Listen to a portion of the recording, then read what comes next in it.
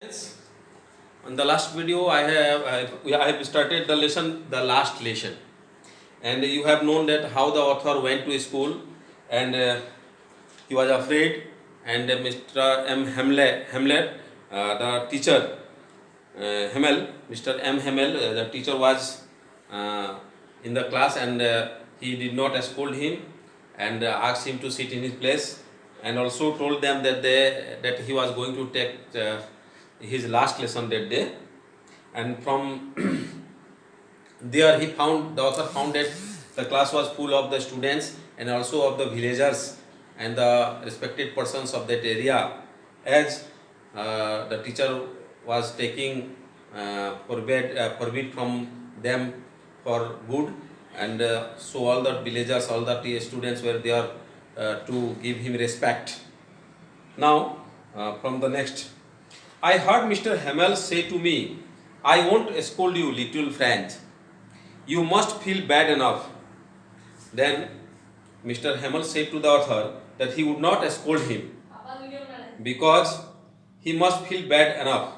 And because of it, he must feel bad enough. See how it is. Every day we have said to ourselves, bah, I have plenty of time. I will learn it tomorrow. And now you see where we have come out. That means all students always says that we have sufficient time. We will learn it tomorrow.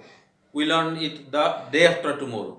And doing this by this process, when you say that I will learn this chapter tomorrow, I learn this chapter day after tomorrow, the time passes away, and in one time you come to a point where you lost your all times. She puts off learning till tomorrow. No, those fellows out there will have the right to say to you, how is it? You pretend to be Frenchman and yet you can neither speak nor write your own language. You are a French, but when you come to someone, nor you can write or nor you can speak in French. But you are not the worst, poor little French. We have all a great deal to reproach ourselves with. So the teacher said that they have to they have all a great deal to reproach themselves, to identify themselves. Your parents were not anxious enough to have you learn. They preferred to put you to work on a farm or at the mills so as to have a little more money. And I have been to blame also. I not often sent you to water my flowers instead of learning your lessons? And when I wanted to go fishing, did I not just give you a holiday? That means that teacher Hamel said that for not learning anything in the class, the parents are also responsible, and the teacher himself was also responsible, because parents sent him to earn a little money in the sawmill, and also the teacher did not take the classes properly. Then from one thing to another, M. Hamel went on to talk of the French language, and then he started to talk about the French language, saying that it was the most beautiful language in the world. Then he says that French is the most beautiful language in the world, the clearest, the most logical, that we must guard it among us and never forget it. Also, he says that we have to preserve this language among ourselves. The teacher says that this French language must be preserved among us, because when people are enslaved, as long as they hold fast to their language, it is as if they had the key to their prison. That means if they have the language with them, then if they are in prison, they have a key to come out from the prison. That is their language.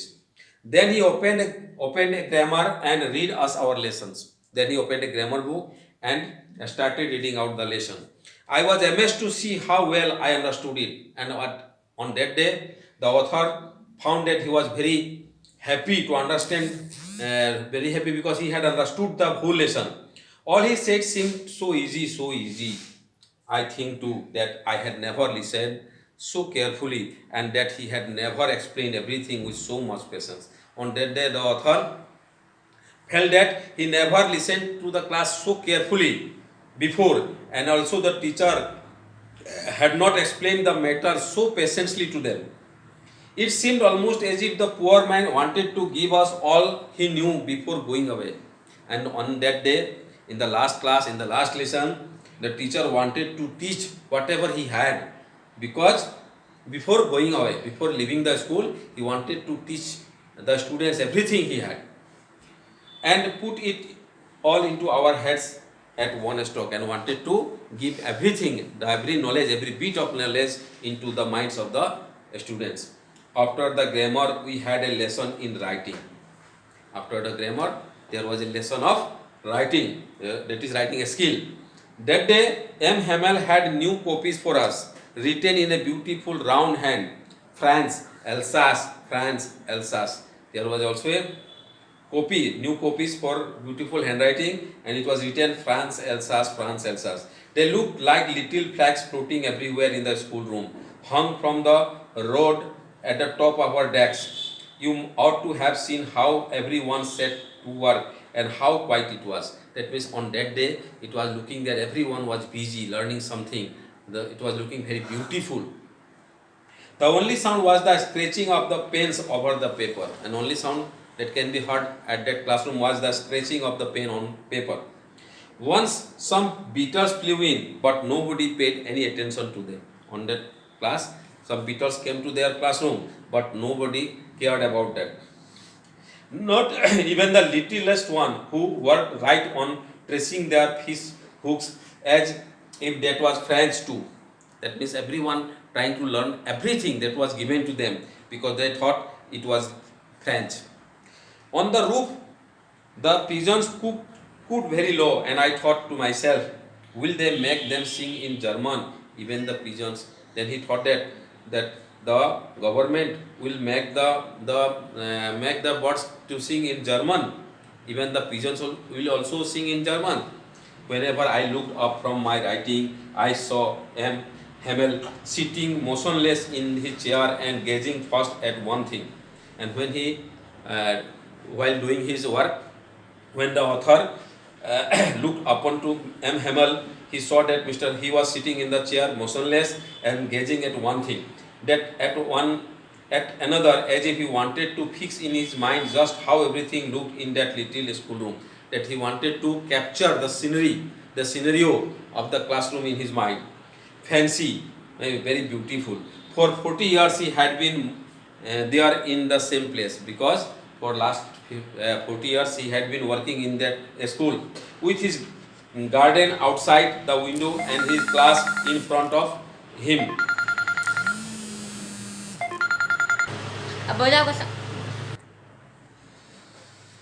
On the roof of the pigeons cooked very low, and I thought to myself, will they make them sing in German, even pigeons? That means the author thought that when the birds sang from the roof, he thought, will the government also make the birds sing in Germans, not in French? Whenever I looked up from my writing, I saw Mr. Hamel sitting motionless in his chair and gazing first at one thing, then another, as if he wanted to fix in his mind just how everything looked in that little schoolroom. Fancy. For 40 years, he had been there in the same place, with his garden outside the window and his class in front of him. That means he had been working in that school for 40 years, with his house, with his room. Just before the room was the beautiful garden, everything just like that. Only the decks and the branches had been worn smooth. The walnut trees in the garden were taller, and the hopvine that he had planted himself twined about the windows to the roof. How it must have broken his heart to leave it all, poor man, to hear his sister moving about in the room above, packing their trunks, for they must leave the country next day. It means now it is time they had to leave that country, and for that they had to pack everything. And suppose a person who has spent the 40 years of his life in a place, and when he was to leave that place, what would be the scenery? He was very sad, feeling exhausted. But he had the courage to hear every lesson to the very last. But after the writing, we had a lesson in his history, and then the babies chanted their ba, be, bi, bo, bo. Down there at the back of the room, old Hauser had put on his spectacles and, holding his primer in both hands, spelled the letters with them. You could see that he too was crying. His voice trembled with emotion, and it was so funny to hear him that we all wanted to laugh and cry. And how well I remember it, the last lesson. That means the scenery was very sadful because it was his last class. The teacher was going to leave. Students were giving their farewell. At that moment, the author feels that he can not forget the last lesson of that class. At once the church clock struck 12. Now it was 12. Then the Angelus. At the same moment, the trumpets of the Prussians returning from drill sounded under our windows. The Prussians drills were also sounded in the windows. M. Hamel stood up very pale in his chair, and Miss M. Hamel stood up very pale in his chair. I never saw him look so tall. My friends, said he, I but something choked him. He could not go on. He wanted to say something in the last time, but he could not say. Then he turned to the blackboard, took a piece of chalk, and bearing on the wall, on with all his might, he wrote as large as he could. And at the last time, he wrote a sentence on the board. It is "Five love friends." Five love friends. Then he stopped and leaned his head against the wall, and without a word, he made a gesture to us with his hand. School is dismissed. You may go now. He said that the French school is dismissed, and you may go now. Thank you. Now I will give you questions to do at home tomorrow. First, watch this video carefully, and also you can ask me if you have any problem. Thank you.